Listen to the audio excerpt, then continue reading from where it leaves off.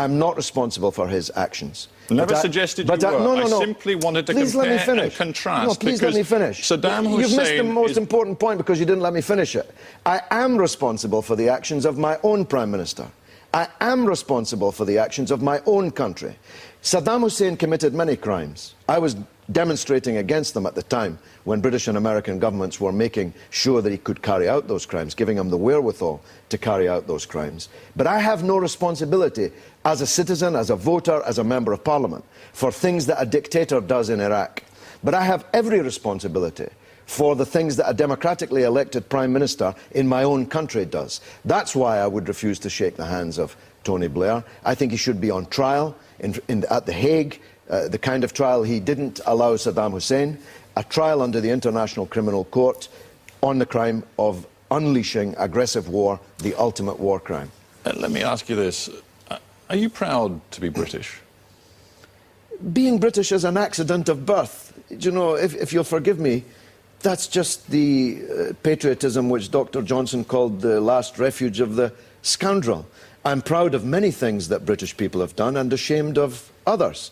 I'm proud of many things that French people have done and would be ashamed of others. I'm a human being.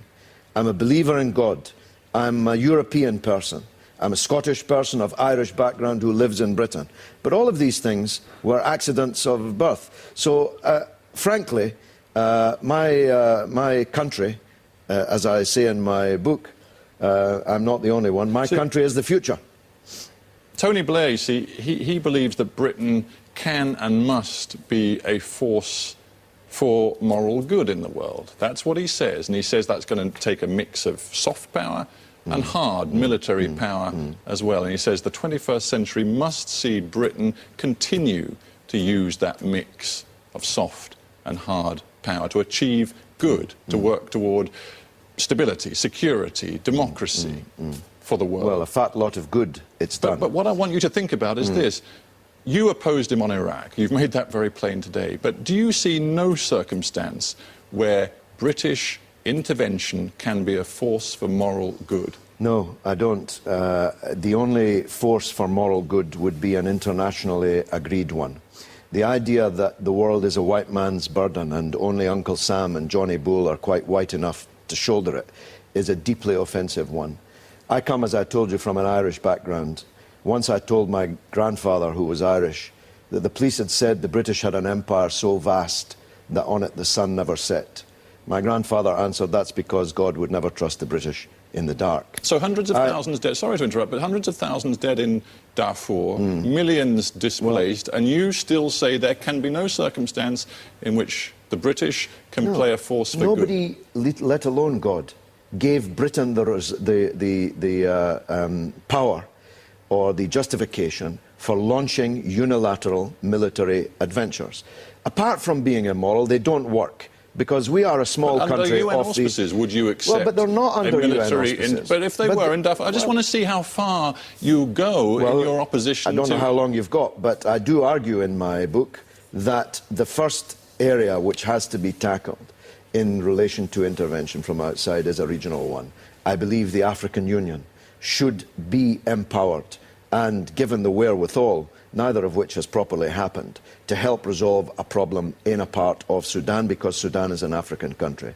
There may come circumstances in which an international agreement will be reached between the powers to intervene where a regional organization like the EU or the AU cannot do so. The one thing that can never be tolerable is Anglo-American aggressive war being unleashed, not only without international support, but against international legitimacy. I think that message is loud and clear. I've got several other things to cover, not much time. There are people who believe that your party, Respect, has become a haven for extremists, in particular some Muslim extremists. What's your response to that? Well, the opposite is true. The Muslim extremists hate us because we say to young Muslims, we know that you're angry. You're right to be angry.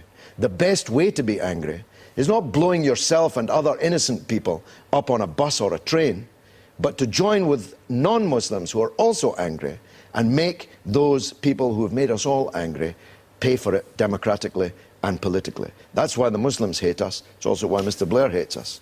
After Tony Blair, do you see a possible route back into the Labour Party? No, I think that Mr. Brown and Mr. Blair are not going to be all that different. I am the originator of the phrase that they are two cheeks of the same backside. But nobody can ever say never. If Labour were to change its leadership, change its direction, withdraw from Iraq and so on, and become a Labour Party again, everybody in the country would have to reevaluate, everyone on the left would have to reevaluate their relationship to Labour. But I think the chances of that are vanishingly small. Do you see a Labour Party leader in the offing who could deliver what you want to see? I kind of don't. I think the only one that could have fell off a Scottish mountain a year ago past August, and that was Robin Cook. I don't think that anyone in the current ranks of the Labour Party would even be a John Smith Labour man. And you've said that you won't stand again for respect. Does that mean you're leaving your parliamentary political career behind with a sense of frustration, disappointment, failure? Well, for the reasons I've repeatedly said here, there's not much point in sitting in the House of Commons as a one-man party. You'd be as well on the road trying to persuade the public to make your party much bigger. And that's what I'll be doing. I did say before the last election that I wouldn't stand again. And I'm not going to go back on that. I might stand somewhere else. I might stand for something else. I had a go for the European Parliament last time. I did really well in the pan-London constituency, and I might have another go for that. But I might just spend my time talking to people through programmes like yours. George Galloway, thanks very much for being on Hard Talk.